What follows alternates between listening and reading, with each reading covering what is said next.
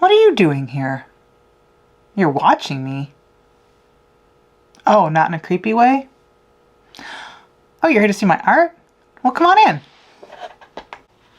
So last year our neighbors had a wedding, and at the wedding they had a whole bunch of these cute little decorative pumpkins and gourds, and when they were done with them they just took them out back and threw them out there for the deer and stuff. We've got a kind of a common area back there that's wooded, and people leave all of their yard waste back there all the time. It's not a big deal, but my husband saw them and was like, hey, I'm going to grab a few of those and I'm going to bring them into our yard. So we brought them into our yard and just kind of buried them in some grass clippings.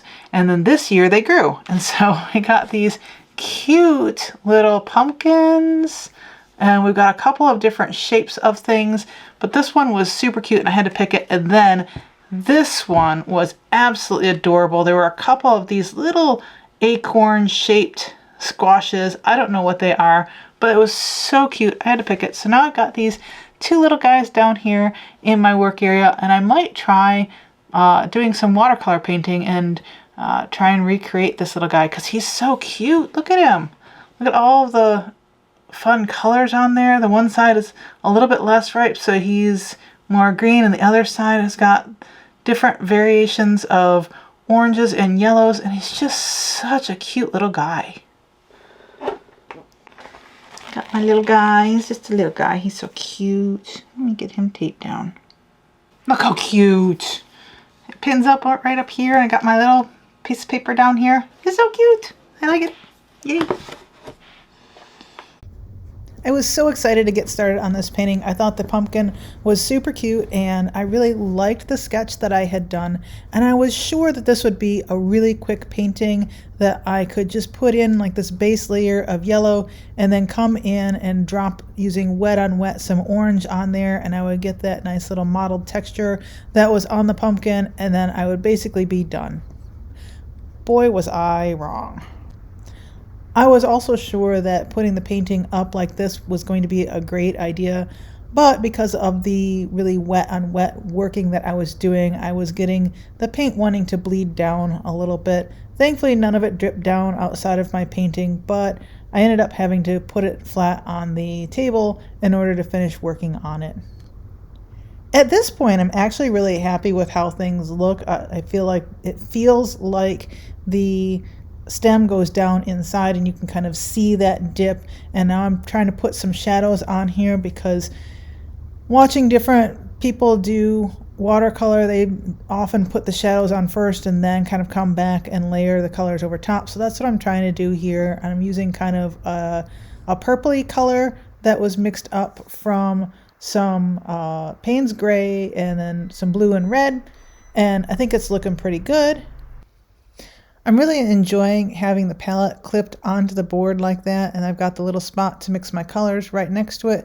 That works really well, and it's nice because it's really easy to just kind of clean off really quick with a wet paper towel.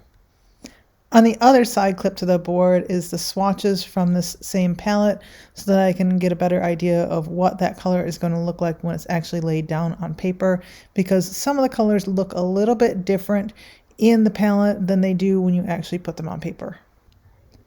At this point, I've done at least one additional wash over top of my shadows, and I'm having to go back in and put the shadows back in because the wash seemed to have basically gotten rid of anything that I had done already.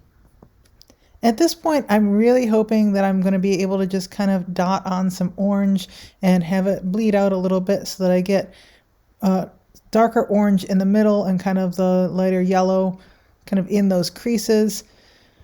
But it doesn't quite work the way I want it to. I'm doing one section at a time, and I'm kind of keeping the sections separated so that they don't bleed into each other.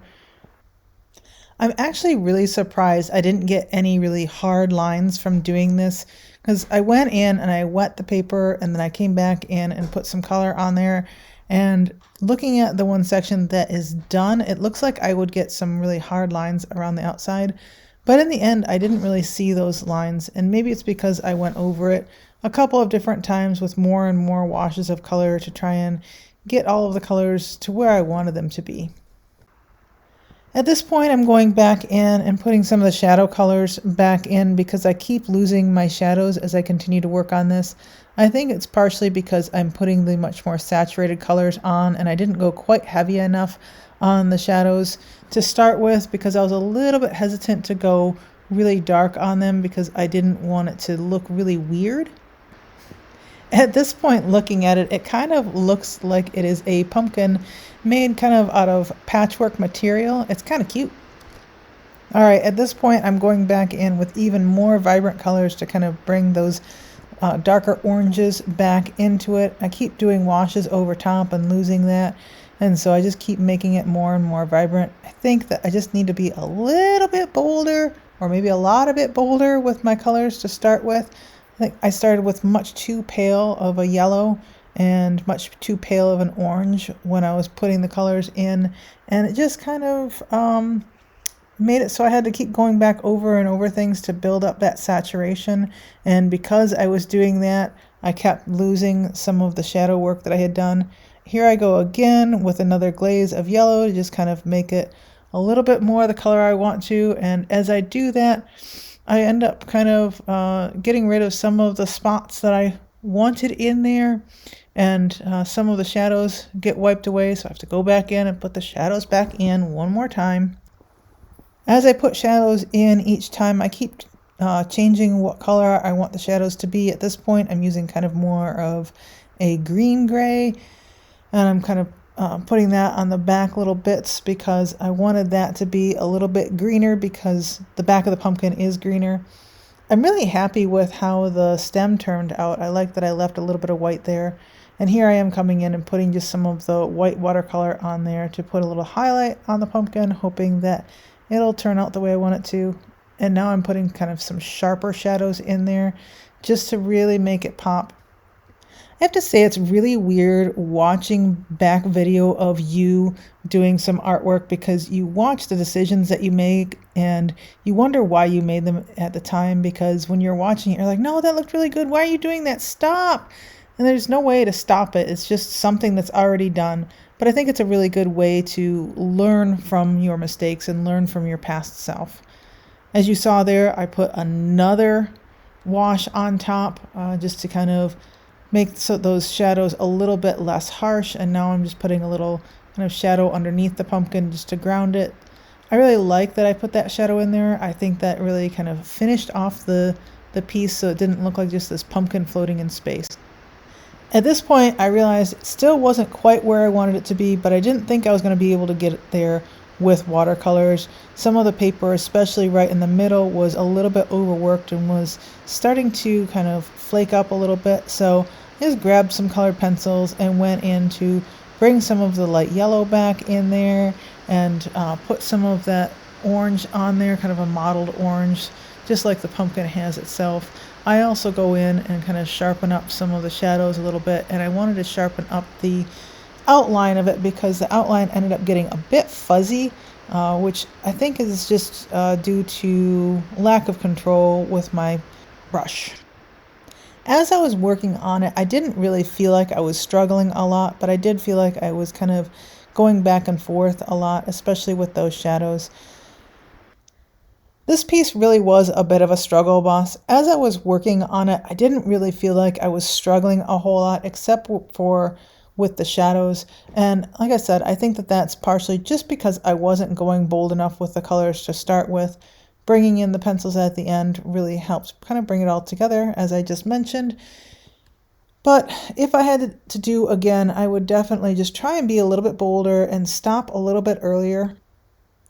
I honestly lost track of how many washes I put on top of this poor pumpkin and how many times I had to go in and redo those poor shadow shapes. You can see that I also lost the highlight that I had put on earlier, so I had to go back in with the colored pencil and put the highlight back in as well. Today was just an opportunity for me to play with my watercolors. I didn't expect to make any kind of big, amazing, elaborate painting, so I made this cute little pumpkin. I am super happy with how it turned out. I'm really glad that I pulled out the colored pencils because I think that saved it. I wasn't really happy with it after I was done with the watercolors, but the colored pencils kind of pulled it all together and pulled some of that yellow back in that I wanted, and gave it a little bit more shape. When I was done with the watercolor, everything was a little bit fuzzy, and I didn't like that. And I know that part of that was because of me being impatient and working on while it was still wet, but when I would put it down when it was dry, it was a little bit too sharp for me. So it's a little bit of playing that I still need to do in order to get a little bit better with my control with watercolor.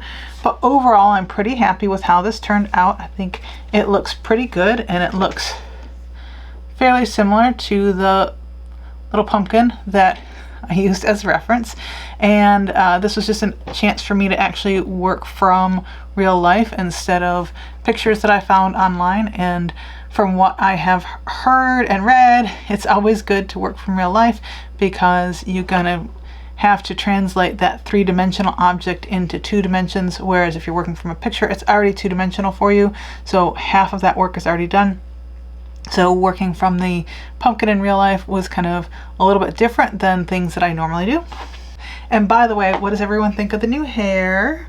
I went and got it done the other day because I had tried to recolor it myself at home, and for whatever reason the color wasn't taking. They ended up using the same exact brand as I used at home in the salon, but it turned out so much better. I am absolutely in love with this color. I was hoping for a little bit warmer of a purple, and this is exactly what I was wanting. So I'm really happy, and I got a few inches chopped off because it was getting pretty long. I haven't recorded the voiceover for this video yet, but I'm sure I'm going to talk a lot about the struggles that I had as I was painting this. It was a bit of a struggle bus, but in the end, I'm pretty happy with how it turned out. And that's part of the reason that I do little paintings like this, is just to give myself the opportunity to practice with the different mediums that I like to use and learn a little bit. And I definitely feel like I learned some stuff with this painting. And I enjoyed using my new tiny palette, and I'm definitely going to be using this again in the future. Anyway, I hope you guys enjoyed watching me struggle through this, and I will see you again next week. Bye!